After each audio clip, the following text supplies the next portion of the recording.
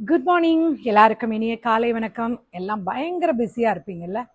இப்படி இருந்தாலும் கொஞ்சம் டைம் எனக்காக கொடுங்களேன். ஒரு ஒரு 10 மினிட்ஸ் ஓகேயா? நம்ம எங்கேயாவது வெளியே போனோன்னா ஏதாவது சம்திங் யூனிக்காக, அதாவது இந்த ஓல்டு ஸ்டைலில் ஏதாவது இருந்தால் உடனே நம்ம அதை வாங்கிடுறோம்ல. ஏன்? பழைய பொருள்னா பார்க்க விண்டேஜ் கலெக்ஷன்னு சொல்லுவோம் இல்லையா?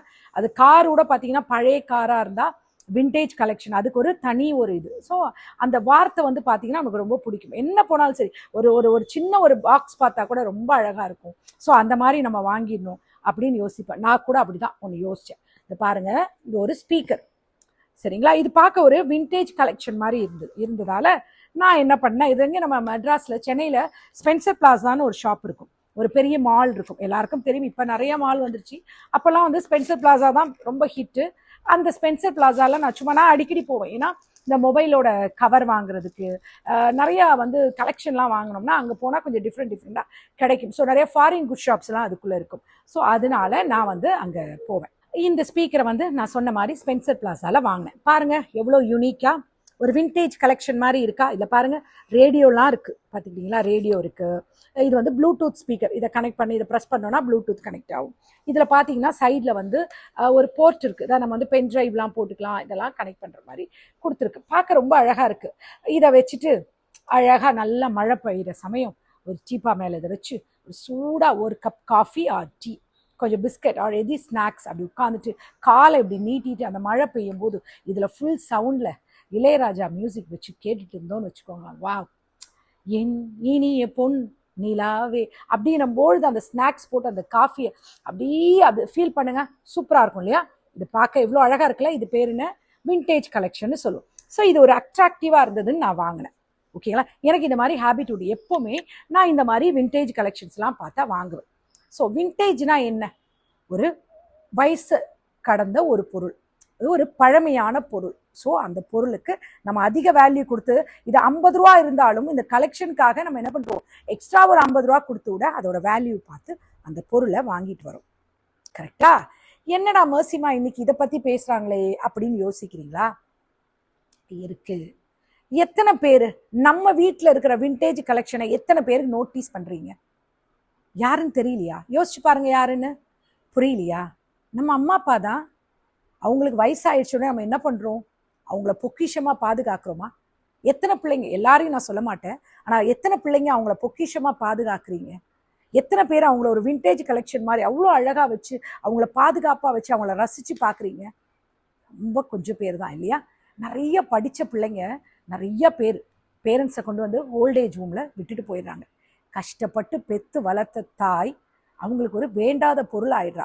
ஆனால் ஒன்றுத்துக்கும் உதவாத இந்த பொருளை விண்டேஜ் கலெக்ஷன் சொல்லி எக்ஸ்ட்ரா காசு கொடுத்து வாங்கி கொண்டு வந்து ஷோகேஷில் வச்சு அழகு பார்க்குறோம்.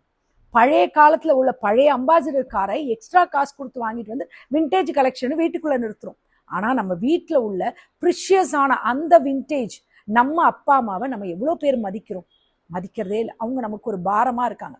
ஏதாவது ஒன்றுனா அம்மா கிட்ட ஒரு வார்த்தை சொல்லிட்டு போலையா அப்படின்னு அம்மா கேட்டாங்கன்னா போதும், உனக்கெல்லாம் வேற வேலையே இல்லையா, வேலையை பாரு, சும்மா வயசாயிடுச்சுலம்மா, சாப்பிட்டுட்டு பேசாமல் இருங்களேன் அப்படின்னு சொல்லிடும். இல்லை அங்கேருந்து பொண்டாட்டி சொல்லுவா அப்படின்னு ஒரு சவுண்டு வரும்.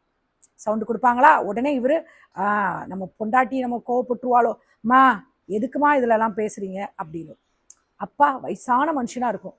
உடனே அங்கேருந்து உங்கள் அப்பாவை கொண்டு போய் கரண்ட் பில்லு கட்ட சொல்லுங்கள், இபி ஆஃபீஸ் வரைக்கும் போயிட்டு வர சொல்லுங்கள். உடனே பையன் என்ன சொல்லுவான் அப்பாட்ட, அப்பா சும்மா தானே இருக்க, போய் இபி ஆஃபீஸுக்கு போய் நடந்து போயிட்டு அப்படியே கரண்ட் பில் கட்டிட்டு வரும்பொழுது பிள்ளைய கூட்டுவா. இவங்க என்னவோ வெட்டி முறிக்கிற மாதிரி.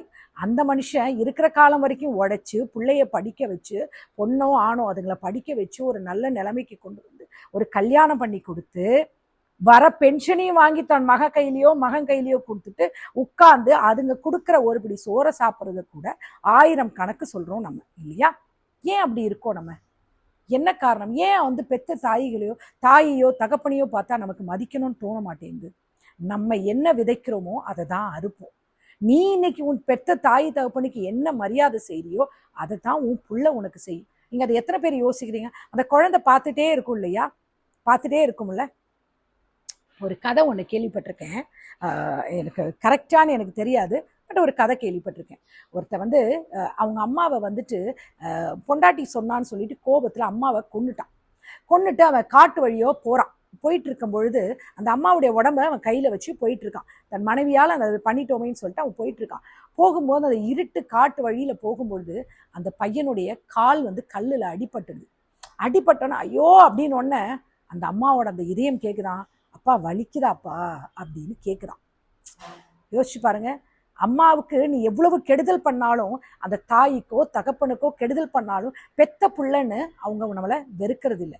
ஐயோ நம்ம பிள்ளையாச்சே, அவன் என்ன வேணா பண்ணட்டும், நான் பெத்த பிள்ளையாச்சே, அது எத்தனை வயசானாலும் என் குழந்தை, என் மகன், என்னுடைய மகன் அப்படின்னு யோசிக்கிறாங்க இல்லையா? அந்த தாயும் தகப்பனையும் நம்ம எப்பவும் கனம் பண்ண கற்றுக்கணும். தன் பொண்டாட்டி சொல்கிறா, பாவம் தன் பொண்டாட்டியை பார்த்துட்டா. நீங்கள் ஒரு பொண்ணை கல்யாணம் பண்ணுறீங்க, ஒரு 20 வயசுல 25 வயசுல கல்யாணம் பண்ணுறீங்கன்னா, அந்த 25 வருஷம் உங்களை வளர்த்து ஆளாக்கி இன்னைக்கு ஒரு நிலைமைக்கு கொண்டு வந்தது உங்கள் தாயும் தகப்பனும். இன்னைக்கு நீ அந்த நிலைமையில இருக்கிறதால தான் உனக்கு இப்படிப்பட்ட ஒரு பொண்ணு வந்திருக்கு, இல்லை இப்படிப்பட்ட ஒரு பையன் வந்திருக்கான். எத்தனை பேர் யோசிக்கிறீங்க அதை? அன்னைக்கு கூட நான் ஒரு வீடியோவில் ஒன்று பார்த்தேன் யூடியூப்ல, ரொம்ப மனசு கஷ்டமாயிடுச்சு. அந்த தகப்பன் வந்து ரோட்ல எங்கேயோ கொண்டு போய் அந்த தகப்பனை போட்டிருக்காங்க. அவருடைய சொத்துக்களை மட்டும் அவர் இறந்ததும் அவரை அடக்கம் பண்ணாத, வாயிலெல்லாம் பூச்சி புழுலாம் ஏறி அவ்வளோ கொடுமையா இருந்து அவர் அடக்கம் பண்ண போகும்பொழுது அவர் இறந்துட்டார். அடக்கம் பண்றதுக்கு ஊர்ல உள்ளவங்க தான் வந்து அடக்கம் பண்ணாங்க. அது முடிச்சதும் அந்த பிள்ளைங்க மட்டும் வந்து அந்த சொத்துக்குரிய காரியங்களை மட்டும் பார்த்துட்டு போச்சான். இதான் உலகம். அப்படி இருக்கவே கூடாது. நம்ம தாயும் தகப்பனும் நம்ம எப்பவுமே கனம் பண்ணணும். ஏன்னா அவங்க நமக்கு வாழ்க்கையில இருக்கிறது அவ்வளோ ஒரு வந்து என்ன சொல்ல, ஒரு அவ்வளோ ஒரு செக்யூர்டு. நமக்கு அந்த தாயுடைய அரவணைப்பு இல்லாத போது இருக்கிற அந்த வழி இருக்கு பார்த்தியா, அது இழப்பு வரும்போது தான் தெரியும். இன்னைக்கு எத்தனை சின்ன குழந்தைங்க பார்த்தீங்களா, அதுங்களுக்கு ஒரு நல்ல பேசுறதுக்கு ஒரு தாய் தப்போம், பாட்டி தாத்தா இல்லை, கதைகள் சொல்றதுக்கு பாட்டி அதுங்களுக்கு ஒண்ணுமே தெரியல. அதுங்க உலகம் பார்த்தீங்கன்னா மொபைல்லையும் கம்ப்யூட்டர்லையும் வேணான சகவாசங்களே அதுக்கு வாழ்க்கை கெட்டு போயிடுது. காரணம் என்ன? நம்ம எத்தனை பேர் வந்து கூட்டு குடும்பமா இருக்கோம், நம்ம தாய் தகப்பன் அப்படி எல்லாரும் இருக்கோம் இல்லை.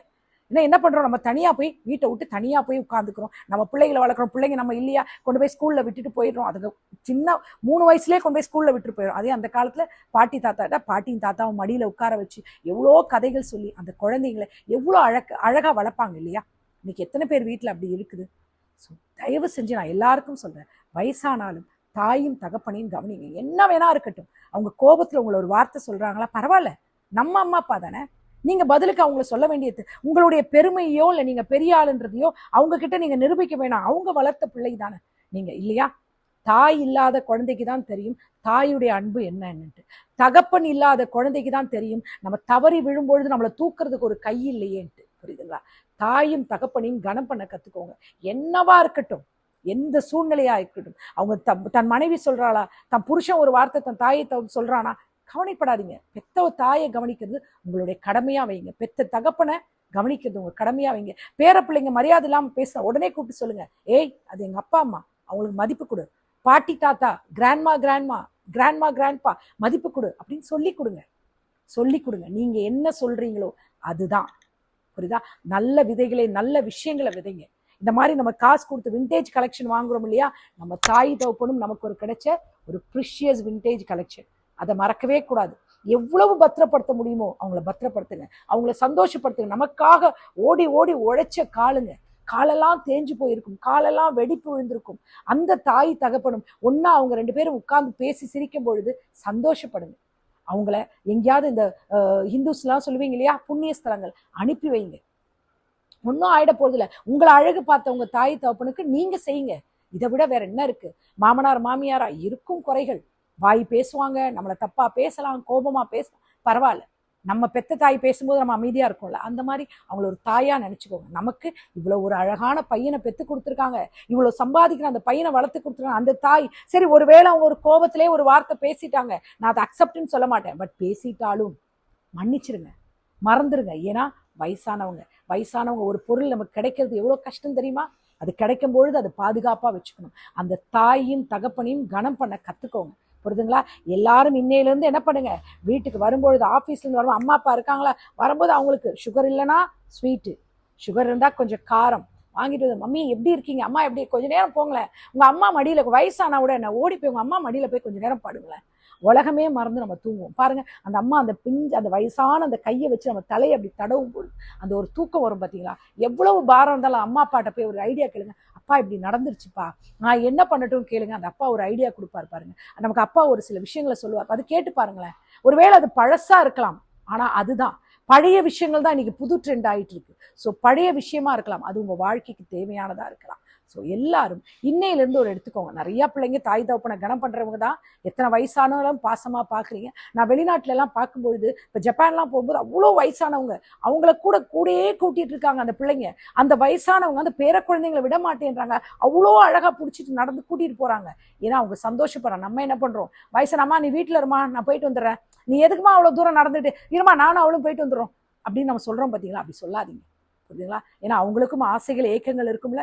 நம்ம அம்மா அப்பா வீட்டுக்குள்ள வரும்போது கேளுங்க, அம்மா சாப்பிட்டாங்களா, சாப்பாடு கொடுங்க, மருந்து மாத்திரைகளா வாங்கி கொடுங்க, அவங்களுக்கு என்ன தேவைகளோ உங்களுடைய வசதிக்கு. நீங்க அப்படியெல்லாம் பெருசா செய்ய வேணாம், உங்ககிட்ட என்ன இருக்கோ அதை செஞ்சு உங்க தாயும் தகப்பனையும் கனம் பண்ணுங்க. அது உங்களுக்கு ஆசீர்வாதமா இருக்கும். புரியுதுங்களா? கண்டிப்பா எல்லாரும் செய்வீங்க தானே? ஸோ நான் உங்களை ரொம்ப போர் அடிக்க விரும்பல. இந்த நாள் உங்களுக்கு இனிய நாளா இருக்கும். பட் மறந்துடாதீங்க, வயசுல மூத்தவங்களை பெற்றோர்களை கனம் பண்றதுக்கு மறந்துடாதீங்க.